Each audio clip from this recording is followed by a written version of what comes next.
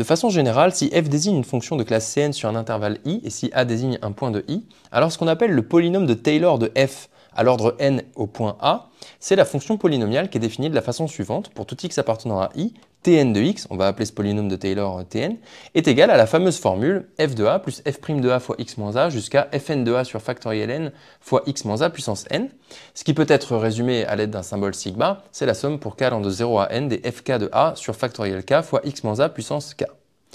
On avait vu dans le chapitre Analyse asymptotique que ce polynôme ainsi posé vérifiait que tout d'abord il coïncidait avec f en a, Tn de a était égal à f de a, mais pas seulement, sa dérivée aussi, sa dérivée seconde aussi, et jusqu'à sa dérivée énième qui était égale à la dérivée énième de f en a. De cette façon-là, on comprenait que c'était le meilleur polynôme possible qu'on pouvait poser de façon à obtenir un polynôme qui avait le même comportement local que f en petit a.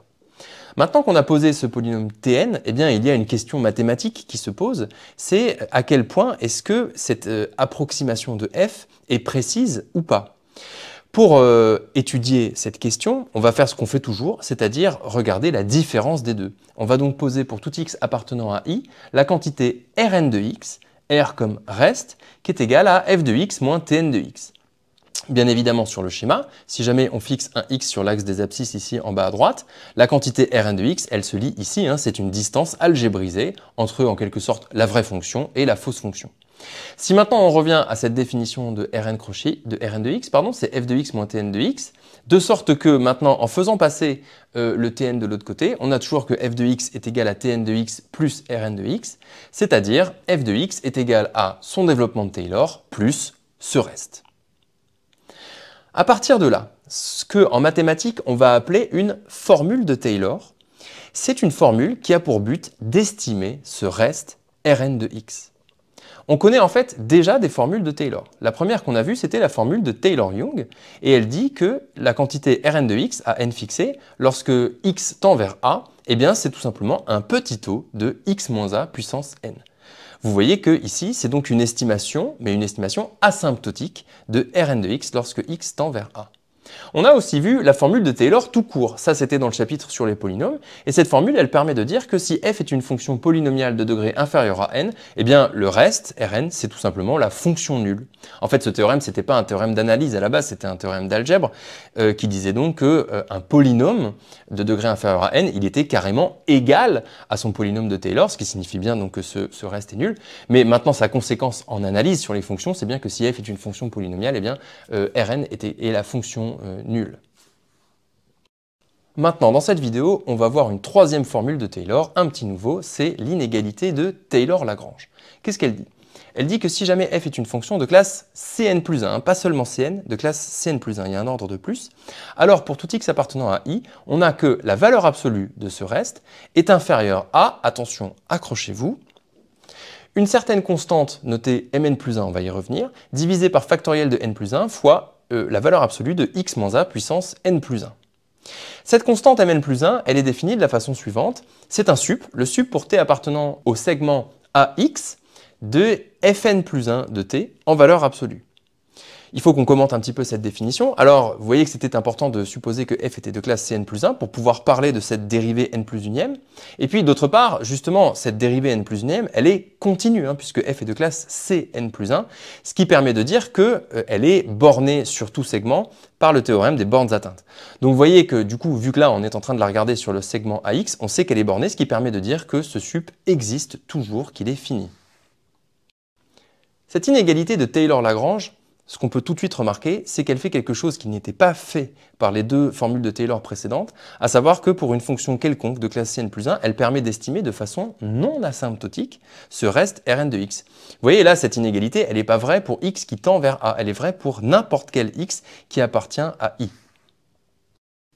Parmi ces trois formules, il y a en fait une seule formule qu'on a déjà démontrée, c'est la formule de Taylor tout court. On l'avait fait donc dans le chapitre sur les polynômes. Il nous reste donc deux formules à démontrer, Taylor-Young et Taylor-Lagrange. Et la première qu'on va démontrer, c'est celle de Taylor-Young. On rappelle ici son énoncé, qu'on connaît déjà. Et ce qui est important, c'est que la seule hypothèse pour la formule de Taylor-Young, c'est le fait que la fonction f soit de classe Cn sur un voisinage de A. Allons-y pour la démonstration. Alors tout d'abord, on va essayer de se simplifier la vie en se ramenant au cas où a est égal à 0. Et en fait, on peut toujours le faire, puisque si jamais on pose la fonction g qui a x associe f de a plus x, eh bien étudier le comportement de f au voisinage de petit a revient complètement à étudier le comportement de g au voisinage de 0. Donc quitte à considérer cette fonction g plutôt que la fonction f, on peut très bien supposer sans perte de généralité que a est égal à 0. À ce moment-là, ce qu'on souhaite démontrer, c'est donc la formule suivante. F de x est égal, lorsque x tend vers 0, à cette formule-là, plus à la fin un petit o de x puissance n. Bon, allons-y. Alors en fait, regardez le principe de la démonstration. En fait, ce qu'on fait, c'est qu'on va partir d'une estimation asymptotique sur fn de x, qui est la suivante. Fn de x est égal, lorsque x tend vers 0, à fn de 0 plus petit o de 1. Estimation toute bête. Alors pourquoi elle est vraie? Qu'est-ce qu'elle signifie? En fait, elle signifie très exactement que fn de x tend vers fn de 0 lorsque x tend vers 0, puisqu'on dit que c'est égal à fn de 0 plus une quantité qui tend vers 0. Et ça, bien évidemment que c'est vrai, c'est tout simplement l'expression de la continuité de la fonction fn en 0. OK. Et là maintenant, ce qu'on va faire, c'est que on va s'intéresser non pas à fn, mais à fn-1 en primitivant ce dl. Après tout, c'est un dl à l'ordre 0. Donc si on le primitive, eh bien on obtient un dl à l'ordre 1 sur fn-1. Il y a la partie en fn de 0 constante qui devient une partie en x, fn de 0 fois x, et le petit o de 1 se transforme en un petit o de x. On gagne un ordre. Enfin, il y a la constante de primitivation qui est, on le sait, nécessairement fn-1 de 0. Ensuite, eh bien, rebelote. On va maintenant s'intéresser à fn-2 de x en primitivant de nouveau ce dl à l'ordre 1 pour obtenir un dl à l'ordre 2. La partie constante devient une partie en x, la partie en x devient une partie en x2 avec un x2 sur 2, puisqu'on a primitivé x, et puis le petit o de x se transforme en petit o de x2. De nouveau, on a la constante de primitivation qui est nécessairement fn-2 de 0. Et puis, rebelote. Encore une fois, on primitive ce dl, fn-3 de x, c'est une partie en x, une partie en x2, une partie en x3. Vous voyez que le x2 sur 2 est primitivé en x3 sur 2 fois 3. On commence à voir apparaître ici en fait le factoriel 3. Et puis, le petit o de x2 devient petit o de x3, on gagne un ordre. La constante de primitivation, c'est nécessairement fn-3 de 0. Etc., etc., etc. En fait, cette première estimation asymptotique qu'on avait sur fn, on va la primitiver n fois jusqu'à obtenir la fonction qui nous intéresse, f. On obtient alors la chose suivante. F de x est égal à... Là, regardez bien, on va faire les choses de droite à gauche. Au niveau des petits o, on était sur petit o de x3, puis le coup d'après, petit o de x4, etc., etc. Donc après n primitivation, on obtient petit o de x puissance n. Ensuite, le terme en bleu, là, qui était à la dernière itération qu'on avait notée, fn de 0 fois x3 sur 2 fois 3, à l'itération suivante, ça va être x4 sur 2 fois 3 fois 4, c'est-à-dire x4 sur factoriel 4, et puis ensuite x5 sur factoriel 5, etc., etc., jusqu'au dernier terme, qui sera xn sur factoriel n. Même chose ensuite pour le terme en rouge ici. On avait x2 sur 2. Le coup d'après, c'est x3 sur factoriel 3. En fait, ça va être exactement la même évolution, mais décalé de 1, de sorte qu'à la fin, on se retrouve avec x puissance n-1 sur factoriel de n-1. Et puis, pareil pour le terme en orange, c'est décalé de 2 cette fois-ci, x puissance n-2 sur factoriel de n-2, etc., etc., etc. Jusqu'au terme en x, qui va être f' de 0 fois x, puisque à l'itération précédente, f' de 0, c'était la constante de primitivation pour f' de x. Et puis enfin, la constante de primitivation qui est nécessairement f de 0. Et voilà, vous voyez que par primitivation successive, on obtient la formule de Taylor-Young. Passons à l'inégalité de Taylor-Lagrange. Ici, l'hypothèse, c'est que f est une fonction de classe Cn plus 1 sur l'intervalle i. On rappelle la définition du polynôme de Taylor. Et donc, ce qu'on veut démontrer, c'est que pour tout x, la distance qu'il y a entre f de x et Tn de x est inférieure à cette fameuse quantité. Ici, bien évidemment, à gauche, dans la valeur absolue, f de x moins Tn de x, c'est le reste, c'est Rn de x dont on a parlé tout à l'heure. Et enfin, à droite, dans l'estimation, on voit apparaître cette constante, mn plus 1, qui est le sub de la valeur absolue de fn plus 1 sur le segment AX. Bon, il faut qu'on démontre ça, allons-y. Tout d'abord, exactement comme pour Taylor-Young, on peut via une translation se ramener où a est égal à 0. C'est ce qu'on va faire, ça va simplifier un peu la démonstration. Lorsque a est égal à 0, ce qu'on souhaite donc démontrer, c'est que la valeur absolue de f de x moins son développement de Taylor en 0 est inférieure à cette quantité-là, où mn plus 1, c'est le sup de la dérivée n plus unième, mais sur le segment 0x. Ok. Allons-y pour le démontrer. Donc tout d'abord, on va fixer un réel x appartenant à i. Pour simplifier la démonstration, on va supposer que x est positif. On verra à la fin de la démonstration comment l'adapter lorsque x est négatif. Et en fait, on va utiliser un peu le même principe que pour Taylor-Young, c'est-à-dire qu'on va partir d'une estimation sur la dernière dérivée sur f dérivée n plus une fois, et cette relation, on va l'intégrer de façon itérative jusqu'à obtenir une information sur f de x. Alors, sur la dérivée n plus unième fn plus 1, c'est pas compliqué d'avoir une estimation. Par définition, pour tout t appartenant à 0x, en valeur absolue fn plus 1 de t, c'est plus petit que mn plus 1. En fait, par définition même de cette constante mn plus 1, puisque c'est le sup de ces quantités-là. Donc c'est sûr que c'est vrai. Et cette relation qui fait intervenir une valeur absolue, on peut la traduire par un encadrement de fn plus 1 de t. Il est compris entre plus cette constante mn plus 1 et moins cette constante mn plus 1. Pourquoi est-ce que c'est intéressant de l'écrire comme ça? Parce qu'un encadrement, on peut l'intégrer. Ici, si on utilise la croissance de l'intégrale, pour tout s appartenant à 0x, si on l'intègre entre 0 et s, eh bien, on obtient cet encadrement-là. Maintenant, les choses sont calculables partout. Vous voyez qu'à droite, la constante mn plus 1, on l'intègre entre 0 et s, ça nous donne mn plus 1 fois s. À gauche, on obtient moins cette quantité. Et puis maintenant, au centre, regardez bien, par la formule du crochet, cette quantité, elle est égale à fn de s moins fn de 0, puisque une primitive de fn plus 1, c'est la fonction fn, bien sûr. Vous voyez que là, est apparu par cette intégration-là, un nouveau terme, fn de 0. Bon, une fois qu'on a cette relation et qu'elle est vraie pour tout s, eh bien elle-même, on peut de nouveau la réintégrer. Ça nous donne que pour tout t appartenant à 0x, si jamais on l'intègre entre 0 et t, on obtient cette chose-là. Maintenant, ça se calcule. À droite, ici, s entre 0 et t, ça va nous donner t carré sur 2, fois cette constante mn plus 1 qui n'a pas bougé. À gauche, on obtient l'opposé de ça.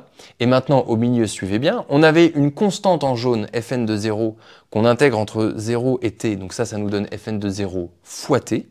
Et maintenant, fn de s, par formule du crochet, si on l'intègre entre 0 et t, ça nous donne fn-1 de t moins fn-1 de 0, puisque fn-1 est une primitive de fn, bien évidemment.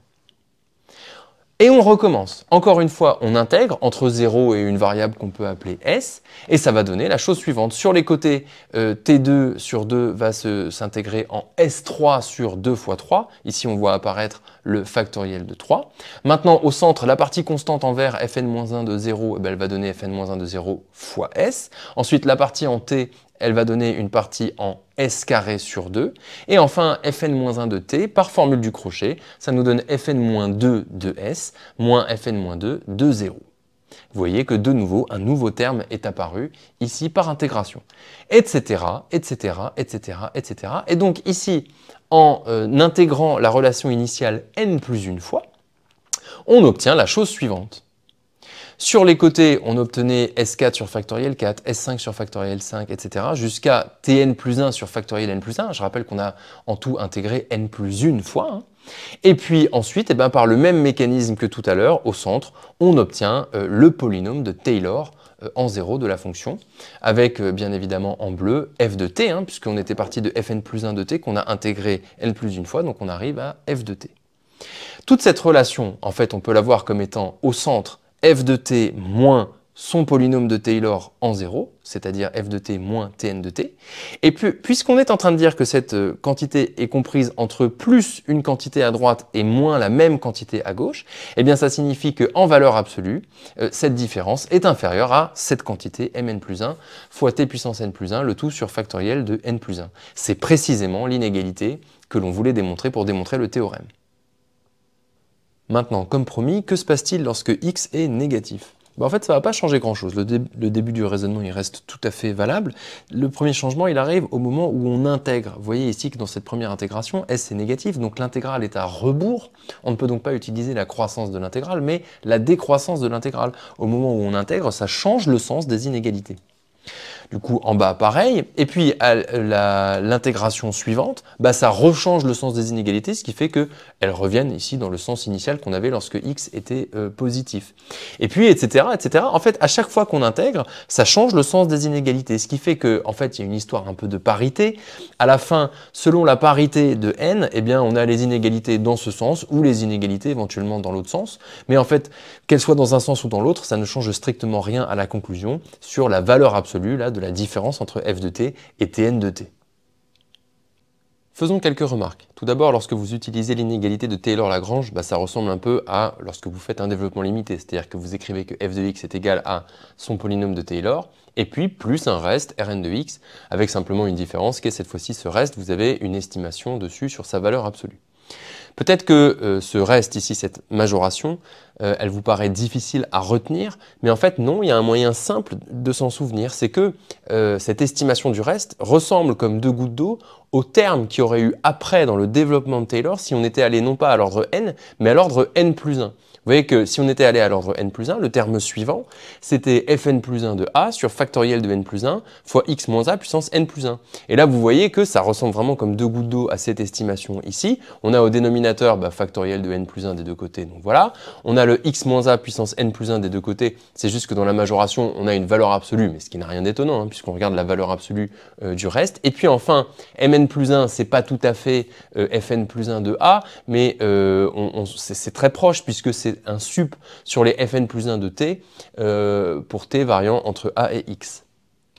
Deuxième remarque, ce sup, puisque justement il est pris pour t appartenant à x, eh bien il dépend de x. Mais si jamais vous voulez une quantité indépendante de x, une vraie constante, en fait rien ne vous empêche de majorer ce sup par le sup qu'on prendrait pour t appartenant à un intervalle i plus large que ax et qui ne dépendrait pas de x.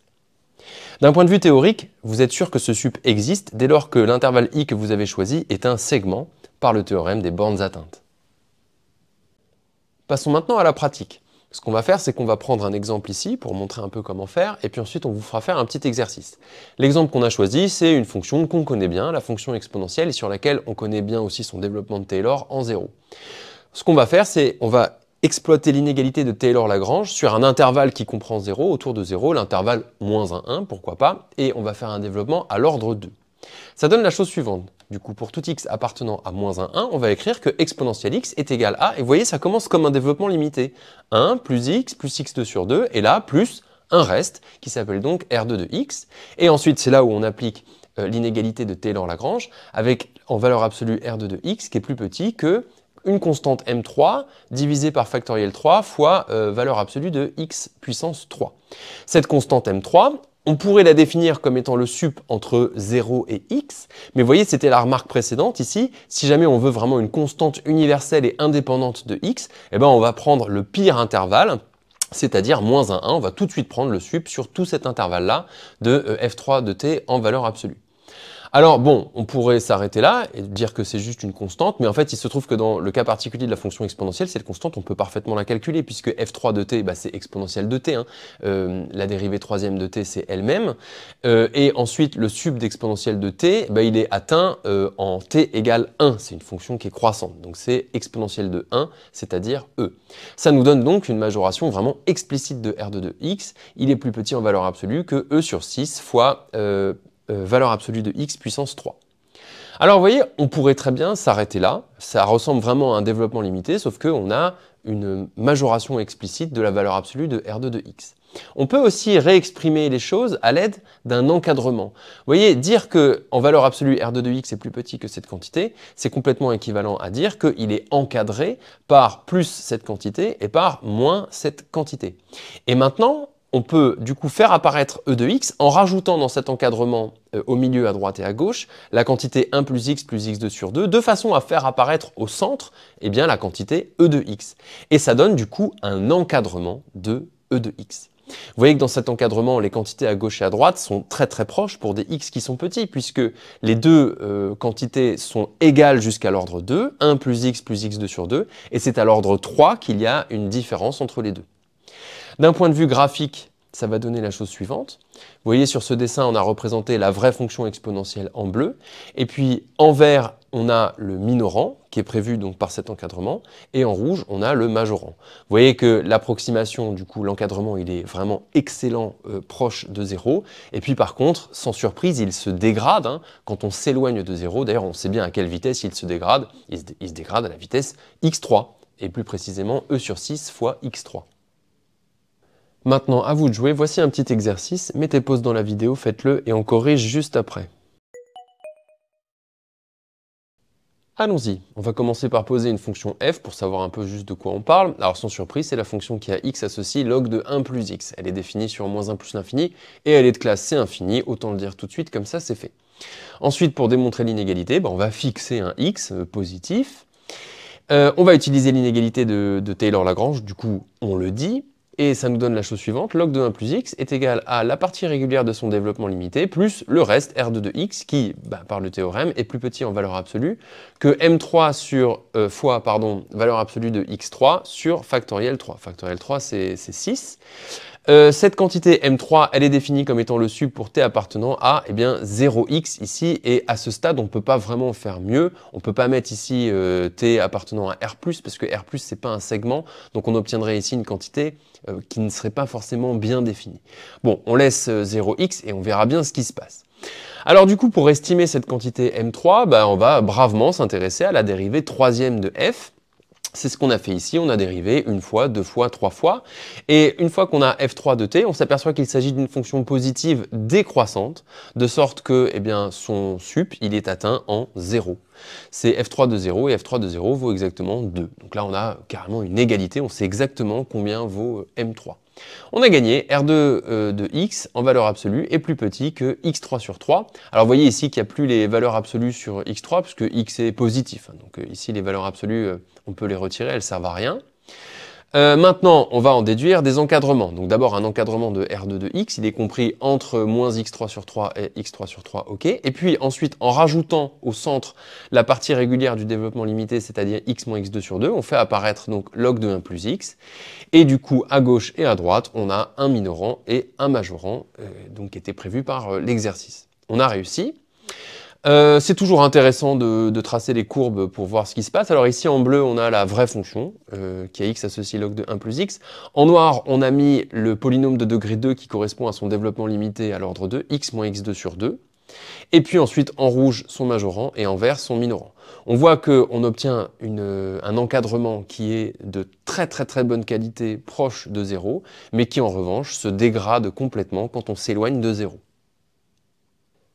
Terminons cette vidéo avec un peu de culture générale. Il se trouve que les trois formules de Taylor qui sont à notre programme ne sont pas les seules formules de Taylor. Il y en a une autre notamment qui est intéressante qui s'appelle la formule de Taylor avec reste intégral. Elle est hors programme bien sûr, mais je vous la donne. Si f est de classe Cn plus 1, alors pour tout x appartenant à i, cette formule dit que Rn de x peut s'écrire sous la forme d'une intégrale. C'est pour ça que ça s'appelle avec reste intégral.